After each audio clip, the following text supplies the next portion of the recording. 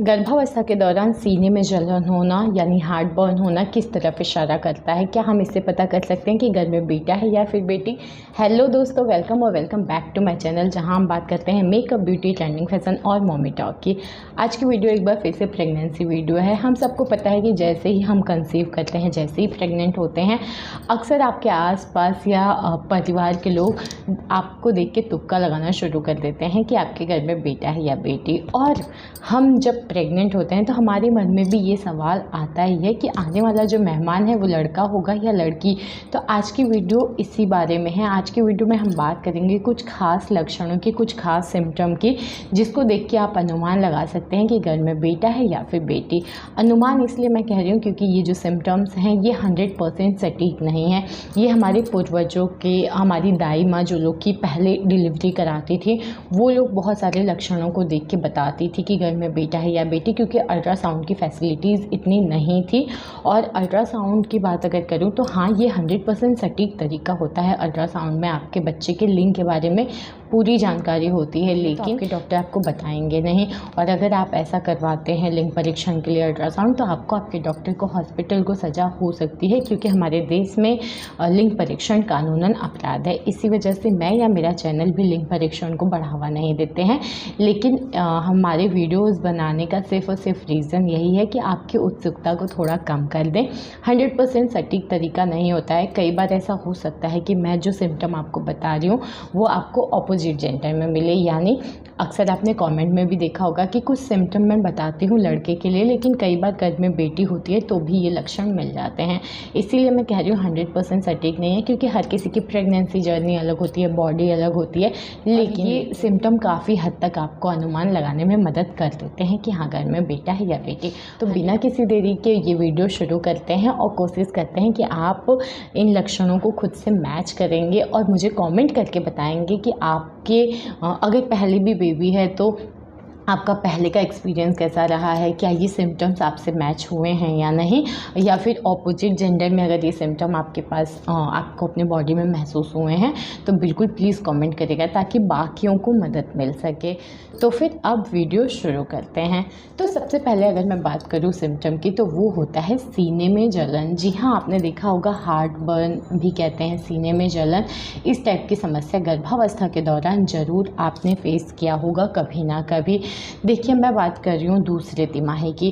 पहले तिमाही की मैं बात इसलिए नहीं करती हूँ क्योंकि पहले तिमाही में बच्चे का लिंग नहीं बना होता है, तो आप बिल्कुल लिंग के बारे में कोई भी सिम्टम या कुछ भी प्रिडिक्शन नहीं कर सकते हैं, यानी पूर्वानुमान नहीं लगा सकते हैं। लेकिन इसीलिए आपने देखा होगा अल्ट्रासाउंड में भी पहले तिमाही के अल्ट्रासाउंड में डॉक्टर आपको कुछ नहीं बताते, दूसरे तिमाही के अल्ट्रासाउंड में आपको काफ़ी सारी चीज़ें क्लियर हो जाती हैं। तो पहली तिमाही को हम बात नहीं करेंगे, हम तो दूसरे तिमाही की हम बात करेंगे। और दूसरे तिमाही में अगर ये सिम्टम आपको दिख रहा है कि आपके सीने में जलन होता है, तो देखिए, ऐसा माना जाता है कि गर्भावस्था के दौरान अगर घर में बेटा होता है ना, तो आपका डाइजेशन सिस्टम अच्छा हो जाता है। वहीं अगर घर में बेटी होती है तो डाइजेशन सिस्टम आपका बिगड़ जाता है।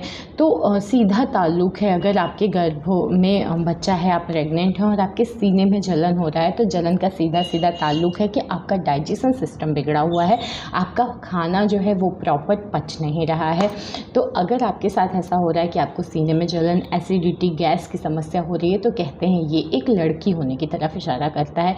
बट ये बिल्कुल नहीं है कि अगर लड़का है तो आपको बिल्कुल भी सीने में जलन या गैस की समस्या नहीं होगी। थोड़ी बहुत अगर हो रही है, कंपेयर करिए, अगर सीने में जलन की समस्या लगातार आपको बनी हुई है दूसरी तीसरी तिमाही में, तो ये एक लड़की होने की तरफ इशारा करता है। वहीं अगर चीज़ें थोड़ी कम हो रही हैं, थोड़ा बहुत कभी कभार आपको ये दिक्कत हो रही है, तो ये एक लड़का होने की तरफ इशारा करता है। अब हम बात करते हैं दूसरे सिम्टम की, वो होता है सिर में दर्द। जी हाँ, ये भी एक बहुत ही ख़ास और बहुत ही सटीक लक्षण होता है जो कि आपको बता सकता है कि घर में बेटा है या बेटी।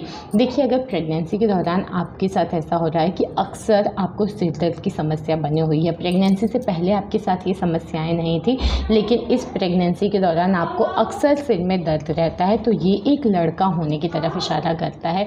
वहीं अगर आपके साथ ये समस्या नॉर्मल है, कभी कभार हो रहा है, मैं ये नहीं कहूँगी कि बिल्कुल भी ये समस्या आपके साथ नहीं होगी, लेकिन कभी कभार हो जाए, थोड़ा बहुत सिर में दर्द रहता है, तो ये एक लड़की होने की तरफ इशारा करता है। तो इस तरीके से भी आप बिल्कुल पता कर सकते हैं कि आपके घर में बेटा है या फिर बेटी है। नेक्स्ट सिम्टम या नेक्स्ट बदलाव की अगर मैं बात करूँ तो वो है आपके बॉडी का टेम्परेचर। जी हाँ, मैं बुखार की बात कर रही हूँ। प्रेगनेंसी के दौरान आपने अक्सर देखा होगा कुछ औरतों के साथ ऐसा होता है कि वो प्रेगनेंसी के दौरान बुखार की समस्याएं आपसे ज़्यादा डिस्कस करती हैं। प्रेगनेंसी से पहले उनको बुखार की समस्याएं नॉर्मली नहीं रहती थी, लेकिन अब प्रेगनेंसी जब से उन्होंने कंसीव किया है तब से उनको अक्सर बुखार की समस्या रहती है। उनका बॉडी का टेम्परेचर जो होता है वो नॉर्मली ज़्यादा रहता है। तो इससे भी आप पता कर सकते हैं। ऐसा माना जाता है कि अगर आपके साथ ऐसा है कि आपका बॉडी का टेम्परेचर थोड़ा हायर साइड है, आपको अक्सर बुखार की समस्या रहती है, तो ये एक लड़का होने की तरफ इशारा करता है। वहीं अगर आपके साथ ऐसा हो रहा है कि जैसे आप पहले थे वैसे ही है, या कभी कभार आपको बुखार की समस्या है, बहुत ज़्यादा बुखार नहीं हो रहा है, तो ये एक लड़की होने की तरफ इशारा करता है। तो इस तरीके से बुखार होना ना होना बॉडी के टेम्परेचर से भी आप बिल्कुल पता कर सकते हैं कि आपके घर में बेटा है या फिर बेटी। नेक्स्ट समस्या की अगर मैं बात करूं या नेक्स्ट बदलाव की अगर मैं बात करूं तो वो होता है आपके पैरों में बदलाव आता है, पैर में दर्द होना। देखिए, दूसरे तिमाही या तीसरे तिमाही के दौरान अगर आपके साथ ऐसा हो रहा है कि आपके पैरों में बहुत ज़्यादा दर्द रहता है, नॉर्मली होता है तीसरे तिमाही में, क्योंकि तीसरे तिमाही में आपका बच्चा का जो वेट होता है वो काफ़ी हद तक बढ़ गया रहता है। आप बहुत ज़्यादा वेट गेन कर चुके होते हैं, तो पूरे शरीर का जो वेट होता है वो बिल्कुल आपके पैरों को झेलना पड़ता है। और सच में किसी किसी का वेट बहुत ज़्यादा बढ़ जाता है। मेरा खुद इतना ज़्यादा वेट बढ़ गया था कि जो भी देखता था कहता था ट्विंस है, और उस वेट को कम करने में कसम से मेरी नानी याद आ गई हैं। बहुत मेहनत लग रहा है, लेकिन अभी भी मैं जर्नी में हूँ, क्योंकि धीरे धीरे वेट कम हो रहा है। बहुत ज़्यादा एकदम से कम कर लूँगी तो वो दिक्कत दे सकता है, तो धीरे धीरे मेरा वेट कम कर रही हूँ। और 1 साल हो गया, वैसे तो उसकी डिलीवरी को 2 साल हो गया है, लेकिन 1 साल से मैं अपने वेट लॉस जर्नी पे हूँ और अभी भी मेरा वेट काफ़ी है।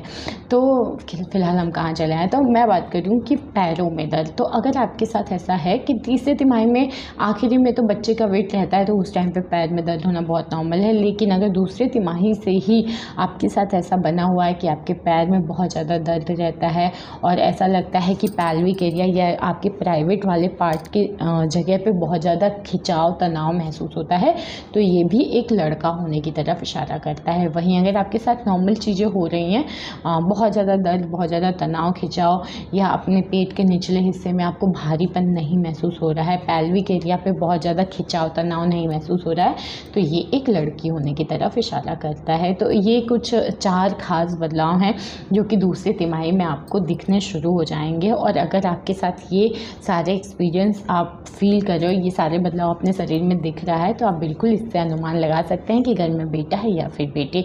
तो ये था आज का वीडियो। उम्मीद करती हूँ वीडियो अच्छी लगी हो। वीडियो अच्छी लगी हो तो लाइक शेयर कमेंट करिए, चैनल को प्लीज़ सब्सक्राइब कर लीजिए। मिलते हैं नेक्स्ट वीडियो में, तब तक के लिए बाय।